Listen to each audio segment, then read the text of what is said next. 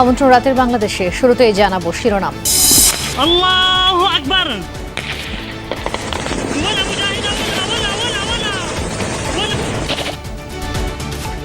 আফগানিস্তানের বিরুদ্ধে যুদ্ধ ঘোষণা পাকিস্তানের। অপারেশন গজব লিল হকে 274 তালেবান যোদ্ধা নিহত, 55 জন পাক সেনা হত্যার দাবি তালেবানের।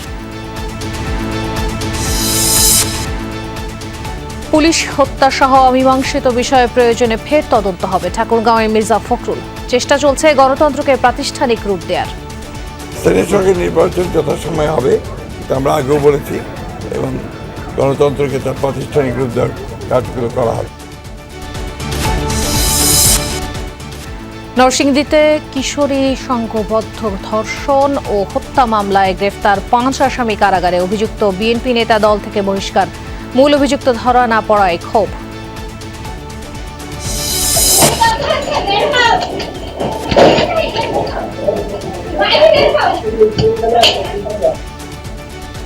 আবারও দেশ জুড়ে ভূমিকম্প, এবার উৎপত্তিস্থল সাতক্ষীরায়। 1 মাসে দেশের অভ্যন্তরে অন্তত 10 বার কম্পন, জনমনে আতঙ্ক।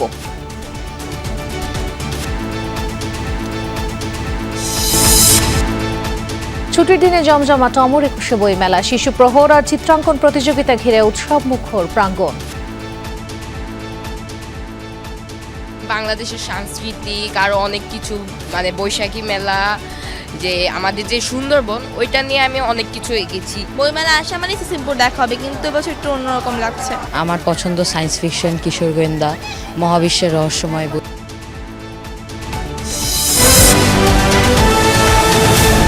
এতক্ষণ শিরোনাম দেখছিলেন, আর আপনাদের সঙ্গে আছে আমি খান তাজনীনা হাসান। পাকিস্তানের চালানো অপারেশন গজব লিল হকে প্রকম্পিত আফগানিস্তান। অভিযানে এখন পর্যন্ত 274 তালেবান যোদ্ধাকে হত্যার দাবি করেছে পাক সামরিক বাহিনী। আফগানিস্তানের বিরুদ্ধে যুদ্ধ ঘোষণার পর বিমান হামলা জোরদার করে ইসলামাবাদ, যাতে ধ্বংস হয়েছে 70টির বেশি তালেবান কমান্ড পোস্ট। এর আগে সীমান্তবর্তী প্রদেশগুলোয় প্রথম হামলা চালায় তালেবান যোদ্ধারা। তাদের দাবি 19টি সেনা চৌকি দখল করা হয়েছে। সংঘাতে প্রাণ গেছে 55 পাক সেনা সদস্যের। মূলত সন্ত্রাসবাদ বিরোধী অভিযানকে ঘিরেই প্রতিবেশী দু দেশে ছড়ালো উত্তেজনা।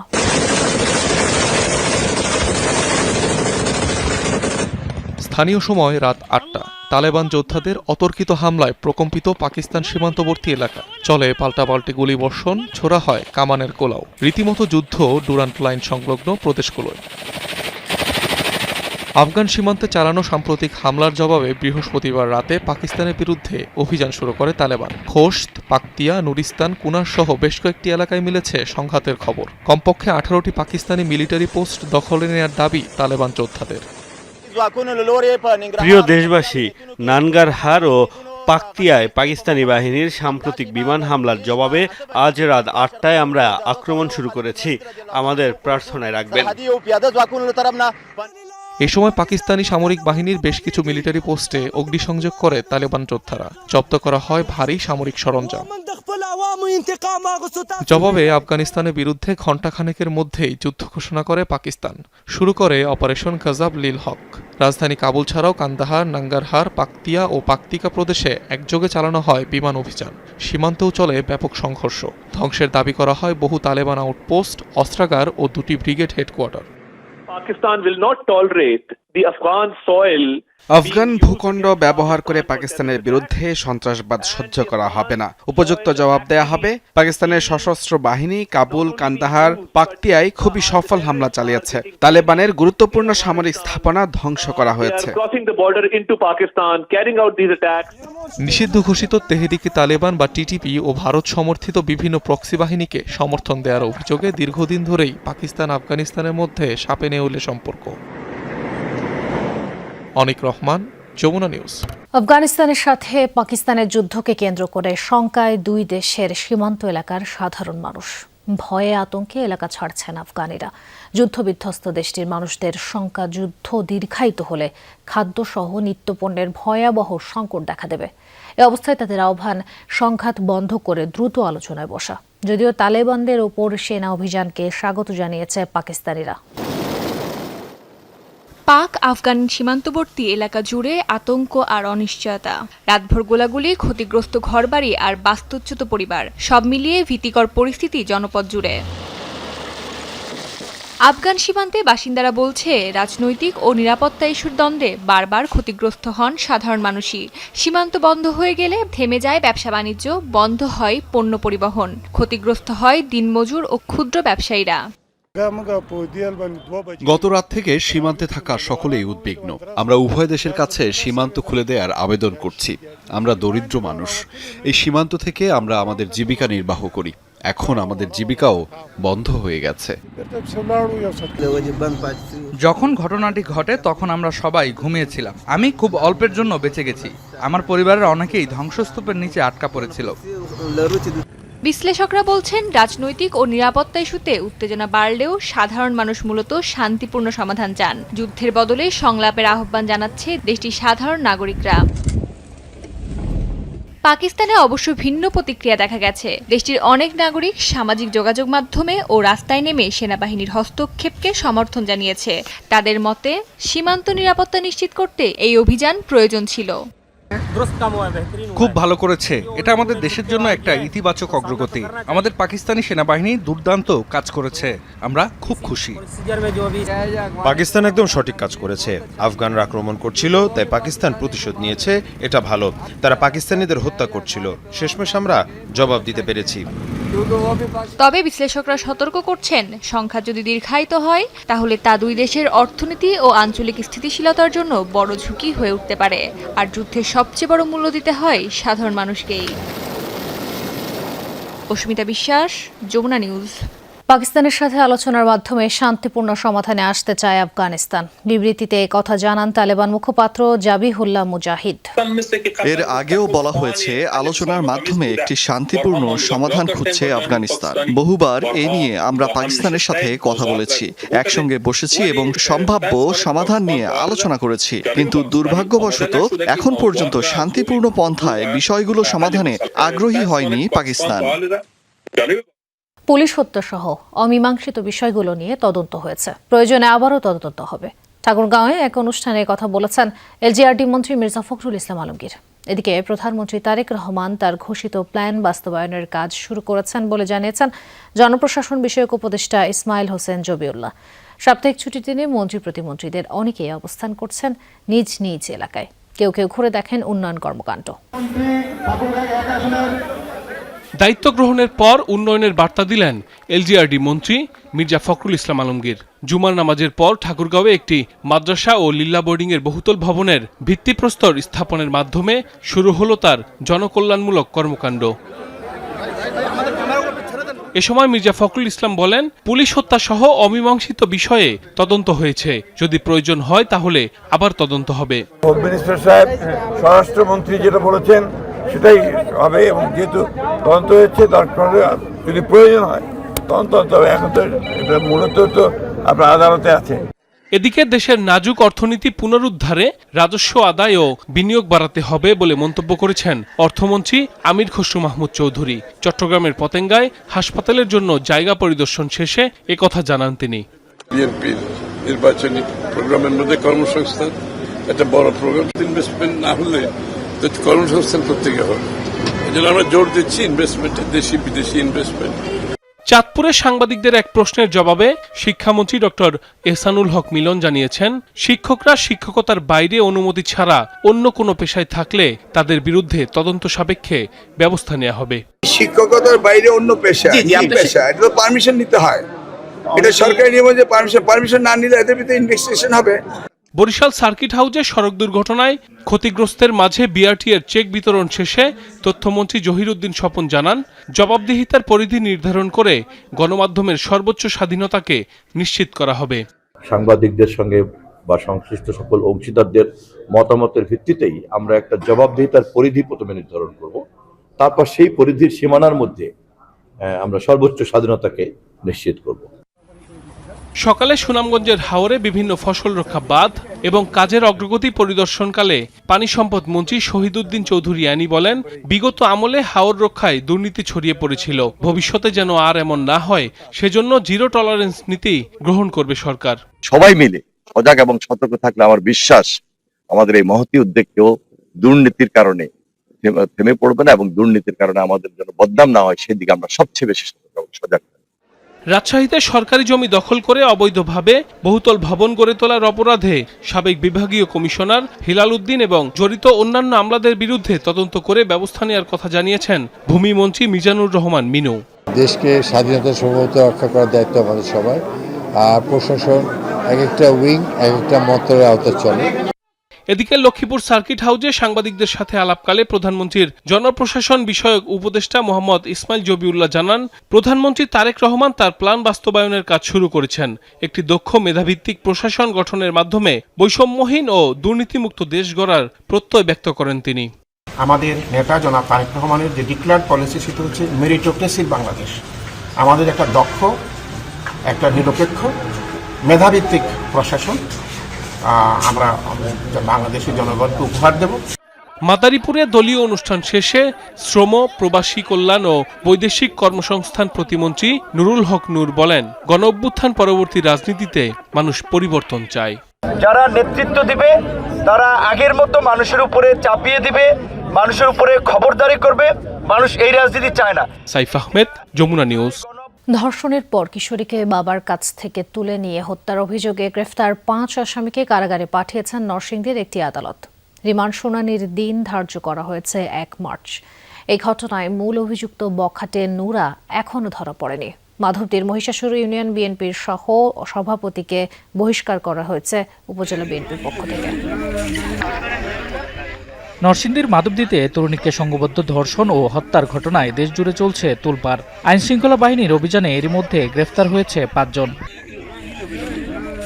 গ্রেফতারকৃত ইউনিয়ন বিএনপির সহসভাপতি ও সাবেক মেম্বার আহমদ আলী দেওয়ান, তার ছেলে ইমরান, মূল অভিযুক্ত নুরার চাচাতো ভাই আয়ুব, সহযোগী আবেদুল্লাহ ও গাফফরকে দুপুরে মাধবদী আমলি আদালতে নেওয়া হয়। 10 দিনের রিমান্ড আবেদন করে পুলিশ। 1 মার্চ শুনানির দিন ধার্য করে আসামিদের কারাগারে পাঠানোর নির্দেশ দেয় বিচারক। এর আগে বৃহস্পতিবার রাতে 9 জনকে আসামি করে মামলা করে ভুক্তভোগীর পরিবার। স্বজনদের অভিযোগ, সপ্তাহ 2 আগে ওই তরুণীকে স্থানীয় বখাটে নুরার নেতৃত্বে 6 জন সংঘবদ্ধ ধর্ষণ করে। পরে মোটা অঙ্কের টাকা নিয়ে ঘটনা ধামাচাপা দেওয়ার চেষ্টা করে বিএনপি নেতা ও সাবেক মেম্বার আহমদ আলী দেওয়ান। ভুক্তভোগী পরিবার মীমাংসায় রাজি না হওয়ায় তাদের ভয়ভীতি দেখানো হয়। স্বজনদের অভিযোগ, বিচার না হওয়ায় আরও বেপরোয়া হয়ে ওঠে বখাটেরা। গত বুধবার সৎ বাবা মায়ের সাথে খালার বাড়ি যাওয়ার সময় জোর করে তুলে নিয়ে যায় ওই তরুণীকে। পরদিন একটি ক্ষেত থেকে তার মরদেহ উদ্ধার করে পুলিশ। আবারও সংঘবদ্ধ ধর্ষণের পর তাকে হত্যা করা হয়েছে বলে অভিযোগ পরিবারের। আমার ওই কথা, আমি খালি বিচারে চাই, আমি আর কোনো বিচার কিছু চাই না, আমি বিচারে চাই। আল্লাহকে যারা এই কাজ করছে, যারা করে নাই, যে ইয়ে করছে নাকি সবাই যারা বুঝকেছে ফাঁসি চাই আমরা। যারা এই মনে মার্ডার করছে হাগর দইরা আইনা হাগর বিচার চান, হাগর ফাঁসি হোক, জেল হোক। প্রশাসনের সর্বোচ্চ দাবি যে রাজনৈতিক ছত্রছায়া যেন কেউ ধর্ষণের বিচার থেকে ছাড়া না পায়। এদিকে ঢাকা রেঞ্জের ডিআইজি রেজাউল করিম মল্লিক ঘটনাস্থল ও মাধবদী থানা পরিদর্শন করেন। পলাতক আসামিদের ধরতে অভিযান চালাচ্ছে বলেও জানান তিনি। আমাদের অভিযান চলছে, এই মুহূর্তে একটি টিম ঢাকার বাইরে অবস্থান করছে। আমরা ইনশাল্লাহ খুব তাড়াতাড়ি ধর্ষক এবং সালিশকারী যারা ছিল তাদেরকে গ্রেপ্তার করতে সক্ষম হব। মূল অভিযুক্ত বখাটে নুরা এখনও ধরা না পড়ায় ক্ষোভ জানিয়েছেন ভুক্তভোগী পরিবার ও এলাকাবাসী। শামস তাবরিজ উচ্ছ্বাস, যমুনা নিউজ। রাজধানী সহ দেশের বিভিন্ন স্থানে আবারও ভূমিকম্প অনুভূত হয়েছে। ঘন ঘন কম্পনে জনমনে বাড়ছে উদ্বেগ। চলতি মাসের প্রথম 27 দিনে 10 দফা ভূকম্পন। আবহাওয়া অধিদপ্তরের তথ্যে জানা গেছে, শুক্রবার দুপুর 1:52:29 সাতক্ষীরার আশাশুনি উপজেলার শ্রীউলা ইউনিয়ন কেন্দ্রে 5.4 মাত্রার ভূমিকম্প আঘাত হানে।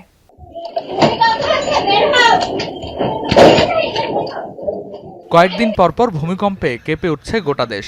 এবার সাতক্ষীরায় মাঝারি মাত্রার ভূমিকম্পের উৎপত্তিস্থল, যার ফলে রাজধানী ঢাকা সহ দেশের বিভিন্ন স্থান কেঁপে ওঠে। আবহাওয়া অধিদপ্তর জানায়, রিক্টার স্কেলে এই ভূমিকম্পের মাত্রা 5.4। ক্ষয়ক্ষতি না হলেও দেশের ভেতরেই উৎপত্তিস্থল হওয়ায় মানুষের মধ্যে আতঙ্ক তৈরি হয়েছে। হঠাৎ কি ভূমিকম্প হচ্ছে নাকি? মানে 20 সেকেন্ড পরে মনে হলো যেন হঠাৎ করে এমন একটা ধাক্কা দিল, তো মনে হলো যেন বিল্ডিং বাড়ি ভেঙে যাওয়ার অবস্থা। সবাই ভয়তে নিচে চলে আসছে এবং অনেক চিল্লামিল্লি, পরিস্থিতিটা খুব খারাপ ছিল এবং সবার ভিতরে আতঙ্ক ঢুকে গেছে। এর আগের দিন বৃহস্পতিবার দুপুর 12টা 4 মিনিটে 4.6 মাত্রার আরেকটি ভূমিকম্প অনুভূত হয়, যার উৎপত্তিস্থল ছিল ভারতের সিকিমে, ঢাকা থেকে প্রায় 455 কিলোমিটার উত্তর পশ্চিমে। গেল বুধবার রাতেও 5.1 মাত্রার কম্পনের উৎস ছিল মিয়ানমার। চলতি মাসেই এই নিয়ে 10 বার ভূমিকম্পে কেঁপে উঠল দেশ। গত ফেব্রুয়ারি থেকে এই ফেব্রুয়ারি এ পর্যন্ত কিন্তু বাংলাদেশের ভেতরে 32টা ভূমিকম্প হয়েছে। যদি 2026 সালের কথা বলি, এ পর্যন্ত 10টার উপরে ভূমিকম্প হয়েছে বাংলাদেশের ভেতরে। এ মাসের শুরুতেও সাতক্ষীরার কলরোয়া উপজেলায় ভূকম্পন অনুভূত হয়। তখন আবহাওয়া অধিদপ্তর জানায় এটি তুলনামূলক কম ঝুঁকিপূর্ণ। বাংলাদেশ ভূমিকম্প প্রবণ অঞ্চলে অবস্থিত। ছোট বড় কম্পন বিপর্যয়ের ইঙ্গিত কিনা তা নিয়েও নিশ্চিত কিছু বলা না গেলেও প্রস্তুতির বিকল্প নেই। এই অঞ্চলটা ভূমিকম্পের ক্ষেত্রে আগের চেয়ে আরো বেশি অ্যাক্টিভ হয়েছে। এই ভূমিকম্পের কারণে হতেই যে একটা বড় ভূমিকম্প হবে, এটা আসলে খুব ন্যাচারাল বিষয়। বিশেষজ্ঞরা বলছেন আতঙ্ক নয়, প্রয়োজন সচেতনতা। ভবন নির্মাণে বিধিমালা এবং ব্যক্তিগত নিরাপত্তা প্রস্তুতি জোরদার করেই দুর্যোগ মোকাবেলা করতে হবে।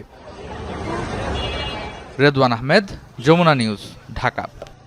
নরসিংদীতে কিশোরীকে ধর্ষণের পর হত্যা এবং সারা দেশে নারীদের ওপর সহিংসতার কঠোর বিচারের দাবিতে বিক্ষোভ করেছে ঢাকা বিশ্ববিদ্যালয় কেন্দ্রীয় ছাত্র সংসদ ডাকসু।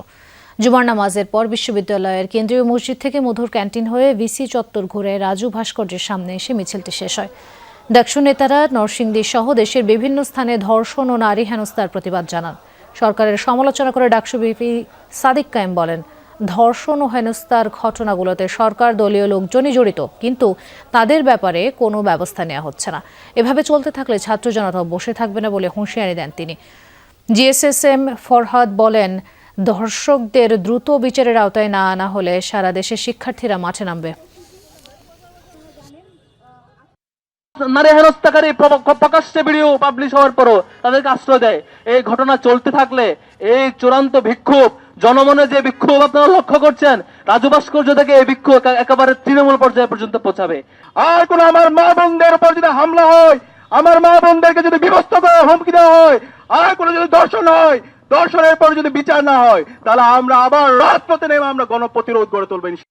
বুকে কষ্ট নিয়ে নির্বাচনের ফল মেনে নিয়েছেন, এমন মন্তব্য করেছেন জামায়াত ইসলামী আমির ডক্টর শফিকুর রহমান। সন্ধ্যায় সিলেটে জামায়াতে ইফতার মাহফিলে প্রধান অতিথির বক্তব্যে তিনি মন্তব্য করেন। তিনি আরো বলেন, জামায়াত অনুগত বিরোধী দল হবে না। জামায়াত ভালো কাজের সাধুবাদ দিবে, কিন্তু অন্যায় হলে প্রতিবাদ করবে, দরকার হলে রুখে দিবে। এর আগে দুপুরে সিলেটে কুদরতুল্লাহ জামে মসজিদ জুমার নামাজ শেষে তিনি আরও বলেন, বর্তমান পরিস্থিতিতে জনগণের নিরাপত্তা বিঘ্নিত হচ্ছে। সরকারি দলের মন্ত্রীদের কিছু কথা সমাজকে অস্থির করে তুলছে এবং অপরাধকে উস্কে দিচ্ছে। এসব কর্মকাণ্ড করলে মানুষ ও দেশের মঙ্গল হবে না। আগামীর বাংলাদেশ গড়তে হলে পক্ষ বিপক্ষ এবং নিরপেক্ষ সবাইকে একসাথে মিলেমিশে দেশের জন্য কাজ করতে হবে। একটা নির্বাচন হয়েছে, ফলাফল আমরা মেনে নিয়েছি, খুশি হয়ে হোক অখুশি হয়ে হোক। আমরা ওই কালচারে যেতে চাইনি যে আমরা এই ফলাফল মানি না, কারচুপি হয়েছে, এই ফলাফল বাতিল করতে হবে না, আমরাই দাবি তুলে নিই। আমরা বলেছি কষ্ট আছে বুকে, কিন্তু মেনে নিলাম। আমরা গঠনমূলক বিরোধী দল হিসেবে দায়িত্ব পালন করতে চাই, কিন্তু আমরা অনুগত বিরোধী দল হব না। পানি উন্নয়ন বোর্ডের সার্ভার থেকে ফাঁস হচ্ছে স্পর্শকাতর তথ্য। গত 14 ফেব্রুয়ারি একটি সাইবার থ্রেট ইন্টেলিজেন্স প্ল্যাটফর্মে বিষয়টি ধরা পড়লেও সুরাহা হয়নি। পাওয়ার দাবি তাদের সার্ভার এখনও সুরক্ষিত। বিশেষজ্ঞরা বলছেন, সরকারি সাইটে এ ধরনের ত্রুটি অস্বাভাবিক নয়, তবে দ্রুত নিরাপত্তা নিশ্চিত করতে না পারলে বড় ধরনের ক্ষতির আশঙ্কা রয়েছে। পানি উন্নয়ন বোর্ড দেশের নদ নদীগুলোর পানি প্রবাহ পরিমাপ থেকে বন্যার পূর্বাভাস, সতর্কতা, নদী রক্ষা এবং নদী সংক্রান্ত যাবতীয় কাজ করে রাষ্ট্রীয় সংস্থাটি।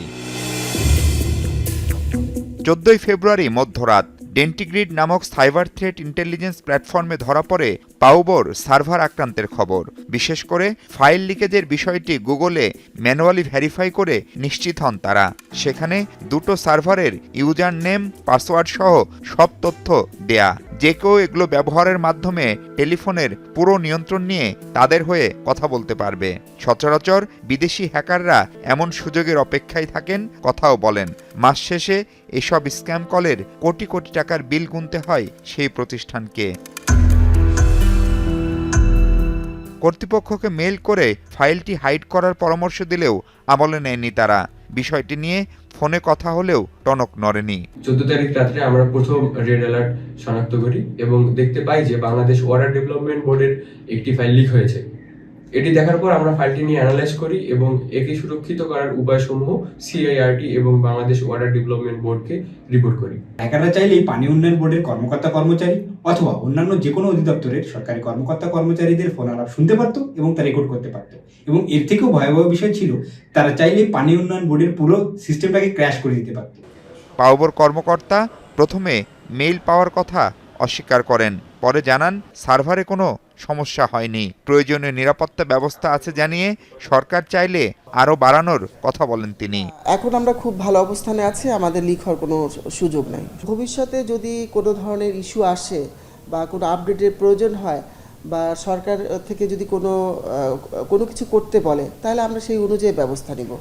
যদিও বিশেষজ্ঞরা বলছেন কেবল পানি উন্নয়ন বোর্ডই নয়, সরকারের বিভিন্ন দপ্তরের সাইটের নিরাপত্তা খুবই নাজুক।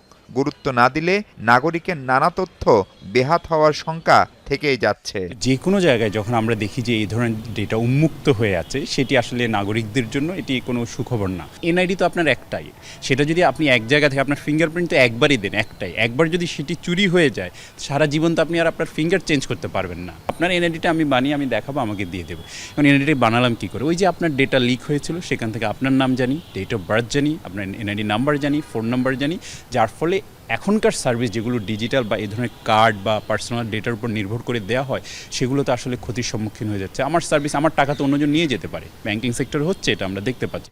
ডিজিটাল সেবা চালুর পাশাপাশি সম্ভাব্য ঝুঁকি মোকাবেলায় সরকারকে কার্যকর পদক্ষেপ নেওয়ারও তাগিদ দিচ্ছেন বিশেষজ্ঞরা। মাহফুজ মিশু, যমুনা নিউজ, ঢাকা। দ্বিতীয় দিনেই ছেলে বড়োর পদচারণায় মুখর বইমেলা প্রাঙ্গণ। এখনও বেশিরভাগ স্টলে নতুন বই আসেনি, বেশ কিছু স্টলের নির্মাণ কাজও চলছে একই সাথে। তবে সাধারণ পাঠক আর দর্শনার্থীরা প্রাণ ভরে নিচ্ছেন নতুন বইয়ের গন্ধ। ধীরে ধীরে মেলা আরও জমে উঠবে সেই প্রত্যাশা প্রকাশকদের। বইয়ের গন্ধ আর হাতুড়ির টুংটাং আওয়াজ। অমর 21শে বই মেলার দ্বিতীয় দিনে পাঠক ছেলে বুড়োর উপস্থিতিতে রমরমা প্রাঙ্গণ।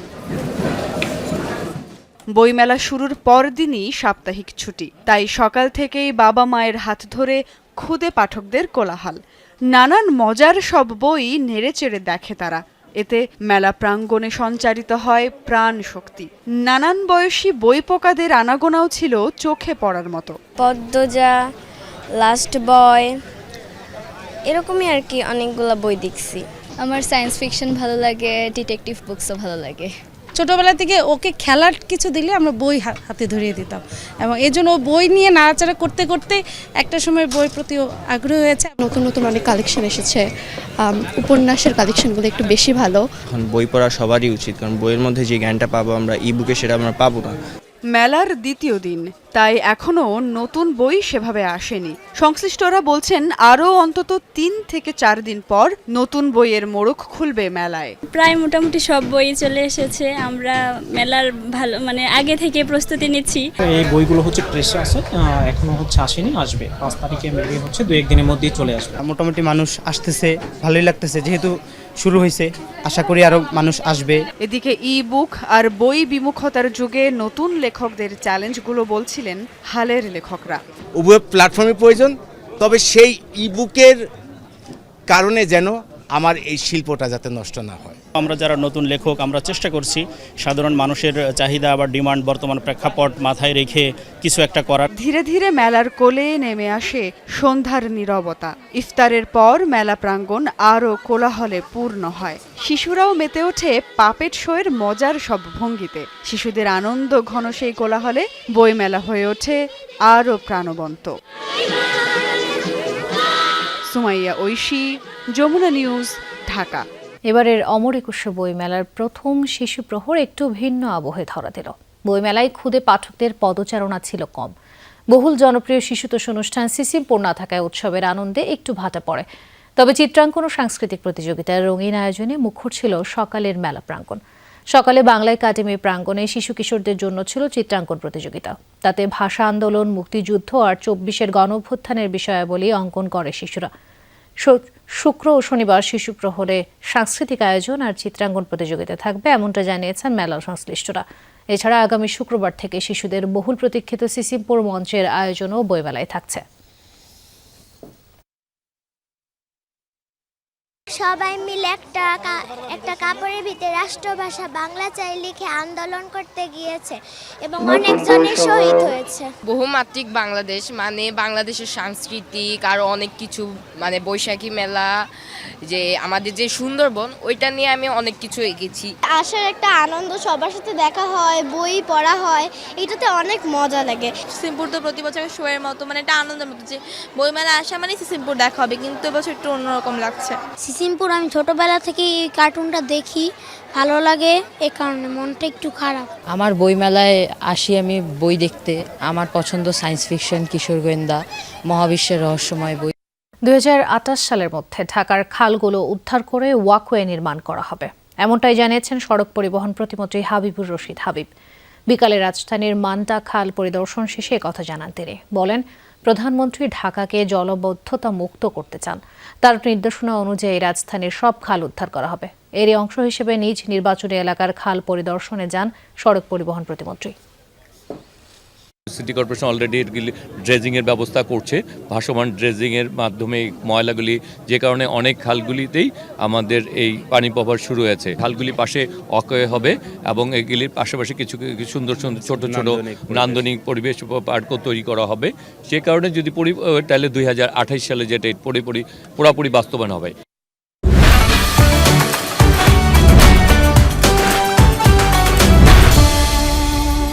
ঈদ সামনে রেখে ক্রেতাদের আনাগোনায় সরব গোপালগঞ্জের ঈদ বাজার। উৎসব যত ঘনিয়ে আসবে বিক্রিও বাড়বে জানিয়েছেন ব্যবসায়ীরা। তবে ক্রেতারা বলছেন, নিত্য প্রয়োজনীয় দ্রব্যের মতো ঈদের জামা কাপড়ের দামও চড়া। ঈদ মানে উৎসব, খুশি, যা বারবার ফিরে আসে মুসলিম উম্মার দুয়ারে। সেই পবিত্র ঈদ উল ফিতর সামনে রেখে গোপালগঞ্জের বিপণী বিতানগুলোতে জমতে শুরু করেছে ঈদের কেনাকাটা। ব্যবসা প্রতিষ্ঠানগুলোতে বাহারি ডিজাইন, আধুনিক পোশাকে সাজিয়ে তুলেছেন দোকানিরা। এবার নারীদের আগ্রহে আছে দেশীয় পোশাকের পাশাপাশি পাকিস্তানি থ্রি পিস। পুরুষদের শীর্ষে বরাবরের মতোই পাঞ্জাবি। গরমের কারণে সুতি জামা কাপড়ের চাহিদাও বেশি। শেষ দিকে ভিড় এড়াতে অনেকে পরিবার পরিজনের জন্য কিনছেন পোশাক। এই সময় ভিড় কম থাকে, সেজন্য কেনাকাটা করতে সুবিধা হয়। আমরা চাচ্ছি ইউনিক ডিজাইনে, যাতে গরমে পড়লে গরম কম লাগবে বাচ্চার। ঈদের আগে কিনতেছি, কারণ 10 রোজার পরে অনেক ভিড় হয়ে যায়। ক্রেতারা বাজার ঘুরে যাচাই বাছাই করে কিনছেন পছন্দের পোশাক। তবে তাদের অভিযোগ, অন্যান্য বছরের তুলনায় এবছর দাম খানিকটা বেশি। পাকিস্তানি ড্রেস, তারপর আছে নাইরা আছে, এগুলা কোয়ালিটি, জর্জেট কোয়ালিটি। পাকিস্তানি ড্রেসের ভিতরে খুব গরম লাগে এবং আনইজি ফিল হয়, তো আমি এই জন্য সুতিটাই বেছে নিয়েছি। বিক্রেতারা বলছেন, রোজার শুরু থেকেই শুরু হয়েছে বেচা কেনা। বাহারি সব পোশাক দোকানে তুলেছেন তারা। রমজানের মাত্র শুরু, তো আমাদের অনেক কালেকশন আসছে, shirt, pant, T shirt, Punjabi. বর্তমানে আনস্টিচ পাকিস্তানি যে থ্রি পিসটা আছে, এটা রানিং এ খুবই বেশি চলতেছে এবং শাড়িও আছে, ইন্ডিয়ান শাড়ি, সেটাও যাচ্ছে। গত বছরের তুলনায় এবছর বেচাকেনা ভালো হবে বলে আশা করছেন এই ব্যবসায়ী প্রতিনিধি। রমজানের আগে থেকেই, শবে বরাতের থেকেই শুরু হয়েছে আমাদের কিনা বেচা। আল্লাহর রহমতে আশা করি এবার খুব ভালো ব্যবসা বাণিজ্য হবে। স্বাদ ও সাধ্যের সমন্বয়ে বিশেষ দিনের পোশাক আর অনুষঙ্গ কিনে স্বজনদের মুখে হাসি ফোটাতে ব্যস্ত ক্রেতারা। শামস তাবরিজ উচ্ছ্বাস, যমুনা নিউজ। এই ছিল রাতের বাংলাদেশে। এতক্ষণ আমাদের সাথে থাকার জন্য ধন্যবাদ সবাইকে।